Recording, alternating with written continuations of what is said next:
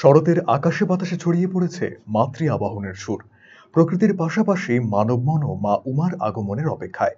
ফলত মা দুর্গার আবাহনের প্রস্তুতি জোর কদমে। উত্তর দিনাজপুরের অন্যতম ঐতিহ্যবাহী পুজো কালিয়াগঞ্জ নাট মন্দিরের।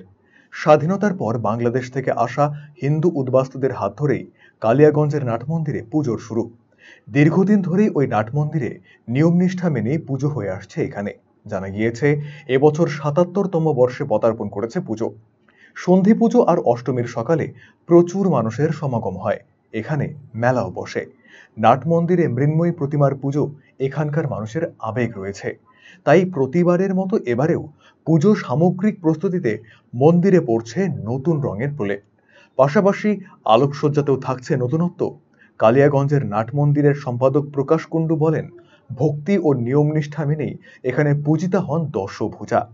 দেশ স্বাধীনের পর বাংলাদেশ থেকে আসা হিন্দু উদ্বাস্তুরা এসেই এই পুজো প্রচলন করেছিলেন, যা আজও উদ্বাস্তু বাস্তুত্যাগী সর্বহারা সম্মিলিত পুজো কমিটি নামে পুজোর আয়োজন হয় নাট মন্দিরে।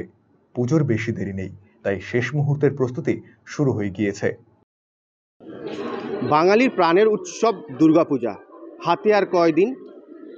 ইতিমধ্যে প্রতিটি দুর্গমঞ্চ কমিটি থেকে শুরু করে বনেদিবাজি প্রস্তুতি জোর কমিটি শুরু হয়ে গেছে। উত্তরবঙ্গে যেই সব ঐতিহ্যবাহী মন্দিরগুলি রয়েছে তার মধ্যে কালিয়াগঞ্জের নাট মন্দিরের দুর্গাপূজা।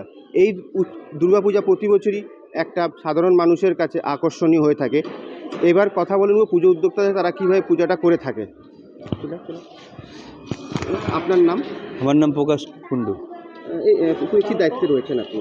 আমি কালিয়াগঞ্জ নাট মন্দির 64 নামযজ্ঞ সমিতির সম্পাদক পদে আছি। এই পুজোর সম্বন্ধে যদি কিছু বলেন, কীভাবে পুজোটা হয়, কীভাবে কবে থেকে কত বছর তম বর্ষ?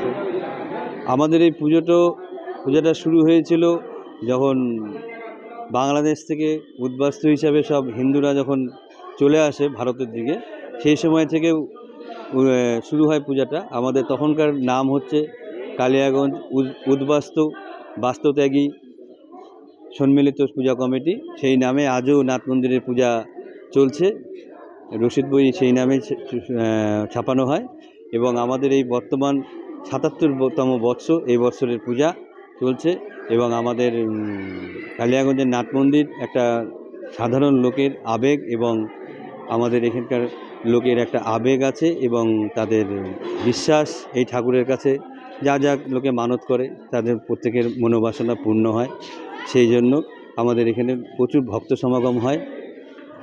পূজায় কোনো বৈশিষ্ট্য বলতে আমাদের লোকের একটা প্রচণ্ডভাবে আবেগ জড়িত এই পূজায়।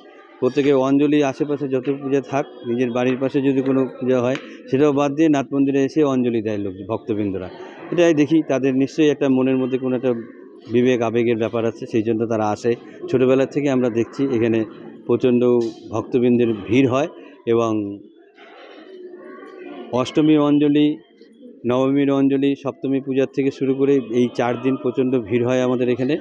অঞ্জলি দেওয়ার সময় এবং সন্ধি পূজার সময় বিশেষ করে বেশি ভিড় হয় এবং আমাদের পূজা নিষ্ঠা সহকারে হয়, এটুকু লোকে বিশ্বাস করে। সেই হিসেবে আমাদের এখন সাজগোজের প্রস্তুতি চলছে, প্রতিমা বানানো হচ্ছে এবং প্যান্ডেল আমাদের খুব একটা বেশি হয় না, সামনে মন্দিরের সামনে অল্প একটু করা হয় এবং বাকিটা ফুল দিয়ে কিছুটা সাজানো হয়। চলছে আর কি, মোটামুটি ব্যস্ততা তুঙ্গে।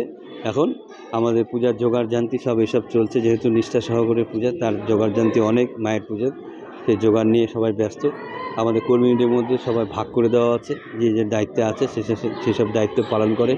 এবং এই বছরের হচ্ছে ভোরবেলা অষ্টমী ছেড়ে যাবে 6:12-তে, সেই জন্যই পূজার একটু অন্যরকম ব্যাপার। অনেক রাত্রি জেগে থাকতে হবে সবাইকে, ভোগরাগের ব্যাপার থাকে। সকলকে শারদীয়ার শুভেচ্ছা অভিনন্দন জানিয়ে নাট মন্দিরের পক্ষ থেকে নমস্কার জানাই।